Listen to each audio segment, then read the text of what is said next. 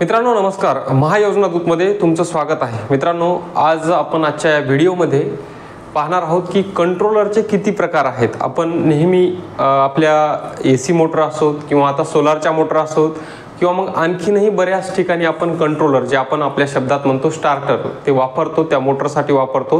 हे किती प्रकारचे असतात आणि कोणता कंट्रोलर हा चांगला असतो आणि कोणता कंट्रोलर कोणत्या मोटरसाठी वापरतात हे सर्व काही डिटेल माहिती आजच्या या व्हिडिओमध्ये आपण जाणून घेणार आहोत। आता याच्यामध्ये जे कंट्रोलर आहेत आपण DOL स्टार्टर कुठे वापरतो, तो किती HP पर्यंत वापरता येतात, त्याच्यानंतर स्टार डेल्टा कंट्रोलर आहे तो आपल्याला कोणत्या मोटरसाठी वापरता येतो आणि किती HP पासून किती HP पर्यंत तो वापरावा लागतो। त्यानंतर रिव्हर्स फॉरवर्ड कंट्रोलर आहे तो आपल्याला नेमका कुठे वापरावा लागतो आणि त्याचा उपयोग काय होतो। त्यानंतर VFD आहे। आता VFD साठी जे आहे ते VFD सोलारच्या कंट्रोलरसाठी खूप मोठं कार्य करते, तर त्याच्यामध्ये ते सुद्धा आपण जाणून घेणार आहोत। त्याच्यानंतर स्मार्ट कंट्रोलर, हा स्मार्ट कंट्रोलर नेमका कुठे वापरला जातो आणि तो कशासाठी त्याचा वापर करावा लागतो हे आपण आजच्या या व्हिडिओमध्ये जे आहे ते सविस्तर आपण जाणून घेणार आहोत। तत्पूर्वी तुम्ही महायोजना दूतवर जर नवीन असाल तर चॅनलला सबस्क्राइब करा, जेणेकरून अशाच प्रकारचे नवनवीन टेक्निकल व्हिडिओ असोत किंवा शासकीय योजनेचे व्हिडिओ असोत आपल्यापर्यंत लवकरात लवकर पोहोचत राहतील। बघा मित्रांनो, आपल्याकडे जो मोठ्या प्रमाणावर वापरला जाणारा कंट्रोलर म्हणजेच जे आहे ते हा DOL स्टार्टर आपण त्याला म्हणतो। हा सर्वच शेतकरी बांधवांनी हा कंट्रोलर पाहिलेला आहे। याच्यावर आपण ज्या आपल्याकडे लागलेल्या ज्या मोटर्स आहेत 3 फेज मोटर म्हणतो आपण, सिंगल फेज मोटर म्हणतो, या DOL स्टार्टरवर चालवत असतो। आता याची रचना जी आहे ते एकदम सोप्या पद्धतीत एक रचना केलेली असते, याला कुठलीही गुंतागुंती नसते। आता DOL म्हणजेच डायरेक्ट ऑनलाईन स्टार्टर, याच्यामध्ये सरळ आपल्या ग्रिड करून लाईन येते, त्याच्यामध्ये एक आपला रिले असतो, तो रिले फक्त जास्त एम्पियर जर वाढलं मोटरकडं तर हा इथून ट्रिप करतो आणि मोटरकडे जाणारा सप्लाय जो आहे तो कट करतो। ही 9 व्होल्ट कॉईल असते या ठिकाणावर, जे आपण कॉन्टॅक्टर म्हणतो। त्याच्यामध्ये चुंबकीय क्षेत्र तयार होऊन जे आहे ते आपल्या कॉन्टॅक्ट पट्टी जे आहे तर इथे ती स्विच ऑन होतं आणि आपली मोटर जे आहे ते कार्य करू लागते। तर हा एक जनरली आपण साधारण वापरला जाणारा कंट्रोलर आहे। हा कंट्रोलर जो आहे तो अर्ध्या HP पासून ते समोर जवळपास 10 HP पर्यंत जनरल सरासरी हा कंट्रोलर वापरतात। त्याच्यामध्ये जे आहे ते मोठ्या HP साठी सुद्धा हा कंट्रोलर वापरतात, परंतु मोठ्या HP च्या मोटरसाठी हा कंट्रोलर वापरणं धोकादायक मानला जातो, कारण याच्यामध्ये जे आहे ते जास्त कुठल्याच प्रकारचं तिथे हे नसतं, म्हणजे लाईन डायरेक्ट येते आणि डायरेक्टलीच जे आहे ते मोटरकडे पाठवल्या जाते। म्हणजे ज्यावेळेस मोटर स्टार्ट करतो त्यावेळेस जी मोटर जास्त एम्पियर घेते तर त्यामध्ये हे कंट्रोलर निश्चित करत नाही की मोटरकडे किती करंट पाठवायचा आहे, हे कंट्रोलर निश्चित करू शकत नाही। याच्यामध्ये असा कुठल्याही प्रकारचं फंक्शन, अशा कुठल्याही प्रकारची टेक्नॉलॉजी याच्यामध्ये यूज केलेली नसते। फक्त आणि फक्त ज्यावेळेस आपला कंट्रोलर ग्रिड कडून ज्यावेळेस लाईन येते, फेज येतात, RYB जे फेज आलेले आहेत ते सरळ सरळ मोटरला जशास तसं ते जर एकूण समजा 400 व्होल्ट येत असेल तर 400 व्होल्ट या ठिकाणी मोटरला देणार आहे। परंतु आता काय असतं की मोटर स्टार्ट झाल्या काय असतं की या मोटरवर लावलेला असतो एक लोड, तो लोड मुळे काय होते, मोटर स्टार्ट झाल्यानंतर जास्त व्होल्टेज घेते, त्यामध्ये जास्त एम्पियर सुद्धा मोटर घेत असते आणि कधी कधी मोटर स्टार्ट करता वेळेस तिथे जळण्याचे चान्सेस जास्त असतात। म्हणून मोठ्या ज्या वेळेस हे वापरतो आपण, मोठ्या HP च्या मोटर असतात तर त्यासाठी हे कंट्रोलर वापरणं जे आहे ते टाळतात आणि हे कंट्रोलर त्या ठिकाणावर वापरत नाहीत। आता याच्या समोरचा जो कंट्रोलर येतो तो म्हणजे स्टार डेल्टा कंट्रोलर। आता त्याचं बघूयात आपण, हा कंट्रोलर नेमका कुठे वापरतात आणि कशासाठी वापरतात। आता बहुतांश ठिकाणी तुम्ही अशा प्रकारचा एक कंट्रोलर बघितला असेल, इथे एक सेपरेट कंट्रोलर दिलेला आहे, या ठिकाणावर 2 वेगवेगळे कॉन्टॅक्टर या ठिकाणावर दिलेले आहेत। याला जसा आपला कंट्रोलर आहे तशा पद्धतीत रिले दिलेला आहे, त्याच्यानंतर इथे कॉन्टॅक्टर दिलेला आहे, त्यानंतर जे आहे ते पूर्ण जसं कंट्रोलरचा भाग आहे तशा पद्धतीत इथे दिलेला आहे आणि हे 2 वेगवेगळे आणखीन त्याला एक कॉन्टॅक्टर त्या ठिकाणावर दिलेले आहेत। आता याच्यामध्ये कसं असतं की हा कंट्रोलर म्हणजे जे मोठ्या HP शक्यतो आता 10 HP पासून समोर हा कंट्रोलर वापरला जातो। आता याच्यामध्ये काय असतं की मोटरचे कनेक्शन असतात, ज्यावेळेस मोटर वाइंडिंग होते त्यावेळेस एक कॉईल असते की जसं की आता मी इथे काढतो,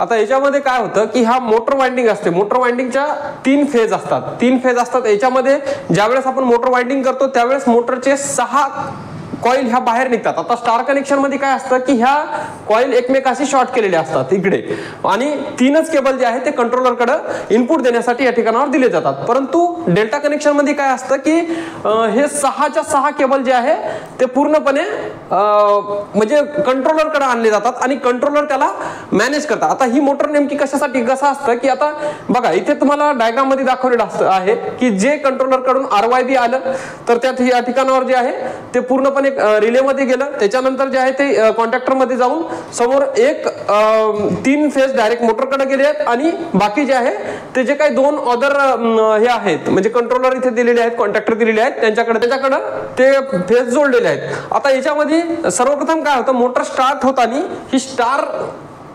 कनेक्शनवर ही मोटर ही ऑन होत असते. म्हणजेच डायरेक्टली इथून बटन दाबल्याच्या नंतर हा जो आहे तो या ठिकाणी M1 आणि M2 हा जे कंट्रोलर आहेत पहिले स्टार्ट वर ही मोटर चालू होते, मोटर रन होते. पर्टिक्युलर याच्यामध्ये एक टायमिंग दिलेला असता की डेल्टा ऑन करण्यासाठी 30 सेकंदाचा किंवा एका मिनिटाचा. मोटरनं ज्यावेळेस तिच्या पर्याप्त गतीमध्ये ज्यावेळेस मोटर येते, तिची जेवढी गती आहे त्या गतीवर मोटर आल्याच्या नंतर ऑटोमॅटिकली हे कंट्रोलर ऑन होतात. हा कंट्रोलर सोडून देतो आणि डेल्टा कंट्रोलर जो आहे तो ऑन होतो. म्हणजेच मोटरला ज्यावेळेस दोन्ही साईडनं जे आहे ते करंट त्या ठिकाणावर मिळतो. आता इथे कसं असतं की जवळपास समजा आता हे एक फेज आहे, म्हणजे ज्यावेळेस स्टार कनेक्शनवर मोटर ऑन होते त्यावेळेस इथे 200 व्होल्ट मिळत असेल, इथे 200 व्होल्ट मिळत असेल आणि इथे सुद्धा 200 व्होल्ट मिळत असेल. आता तुम्ही म्हणसाल हे 600 व्होल्ट चाललं तर याच्यामध्ये 230 सिंगल पेजवर जर धरलं तर हे होत असतं, आणि तिन्ही मिळून जे आहे ते 440 वर 440 ते 415 एवढं व्होल्टेज त्याला लागत असतं. हा भाग आपण पुढच्या कधीतरी एका व्हिडिओमध्ये नक्कीच पाहणार आहे. परंतु आता ही मोटर जी आहे ते ज्यावेळेस स्टारवर चालू होते त्यावेळेस याला अशा पद्धतीत या ठिकाणावर जो आहे तो व्होल्टेज मिळत असतं. परंतु ज्यावेळेस मोटर ही डेल्टा कनेक्शनवर ऑटोमॅटिक जाते तर त्यावेळेस प्रत्येक फेजला म्हणजेच हा जो एक वाइंडिंग आहे याला 415 एवढं व्होल्टेज मिळत असतं. 415 415 या प्रत्येक वाइंडिंगला एवढं व्होल्टेज त्या ठिकाणावर मिळत असतं, आणि मोटर जे आहे ते ताकदीनं काम त्या ठिकाणी करते. त्यासाठी हे जे आहे ते डेल्टा कनेक्शन त्या ठिकाणी वापरले जातात. आणि ह्या उच्च HP मोटर्सला म्हणजेच तुमचं 10 HP पासूनच समोर ह्या जे आहे ते हे कनेक्शन मोटरमध्ये वापरायला चालू करतात. ते आपण जे आहे ते डिटेलमध्ये याची माहिती पुढे वाइंडिंगचे व्हिडिओ येणार आहेत आपल्या BJ टेक्निकलच्या चॅनलवर, तर त्याच्यावर आपण ह्या डिटेलमध्ये माहिती आपण पाहणारच आहोत. तर थोडक्यात हे जे आहे ते स्टार डेल्टा कंट्रोलर आहे, तर हे यासाठी वापरले जातं. याची जे डायग्राम आहे ते अशा पद्धतीत आहे.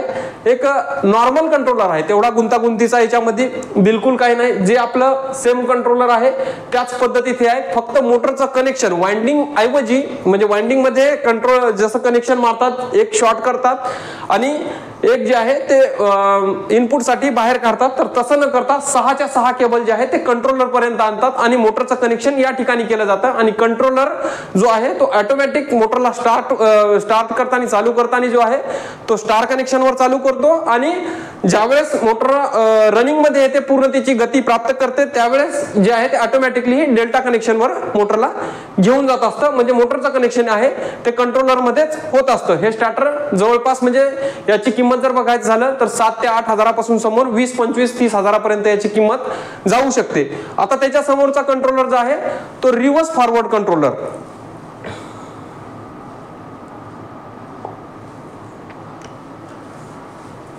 आता हा एक कंट्रोलर आहे. आता तुम्ही बहुतांश ठिकाणी पाहिला, आता एकदम सगळ्यात सोपा आणि सिंपल कंट्रोलर आहे. या ठिकाणी याच्यामध्ये MCBs वगैरे दिलेले असतात आणि 2 कॉईल असतात इथे, जसं की हे तुम्ही आकृतीमध्ये बघू शकता. तर या ठिकाणावर जे आहे ते कनेक्शन आल्याच्या नंतर एक आता आपण मोटर म्हणजे सोप्या भाषेत सांगणं की मोटर उलटी फिरवणं, सव्वीसी फिरवणं. एकदा घड्याळाच्या काट्याच्या गतीनं मोटर घड्याळाच्या काट्याच्या गतीनं मोटर फिरवणं, एकदा त्याच्या उलट गतीनं मोटर फिरवणं, म्हणजेच आपण त्याला रिव्हर्स फॉरवर्ड म्हणू शकतो.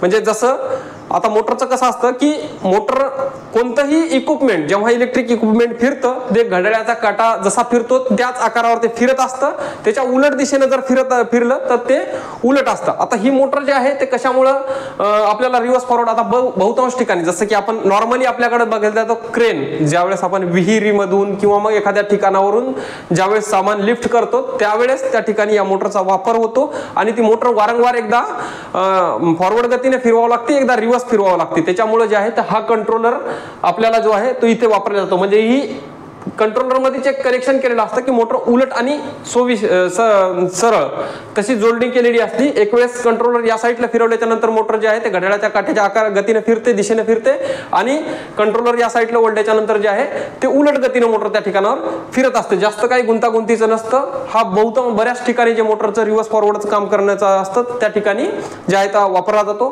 हा कंट्रोलर सुद्धा जो आहे तो डायरेक्टली, याच्यामध्ये कुठलीही फंक्शनॅलिटी नसते, काही नसतं. डायरेक्टच जसं ग्रिड कडून विद्युत येते, लाईट येते, व्होल्टेज येतं, त्याच पद्धतीने जेवढं आलं तेवढंच त्या ठिकाणावर सोडत असतो. आता हे तिन्ही कंट्रोलर झाले आपले, हे एकदम नॉर्मल आणि एकदम म्हणजे जे काही सोप्या याच्यामध्ये जे आहे ते कंट्रोलर आहेत.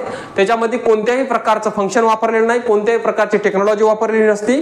जशी लाईट आली न फिल्टर करता न काही करता जे आहे ते मोटरकडे देत असते. याच्यामध्ये मोटर जळण्याचे चान्सेस, मोटर खराब होण्याचे चान्सेस, जे काही फेज कमी जास्त आल्याच्या नंतर ते कोणत्याही प्रकारचे फिल्टर करण्याचे ऑप्शन त्याच्याकडे नसतं आणि डायरेक्ट मोटरला ती आहे ते लाईट देत असतं. त्याच्यामुळे जे आहे ते मोटर खराब होण्याचे चान्सेस आणि मोटर जळण्याचे चान्सेस त्याच्यामध्ये जास्त असतात.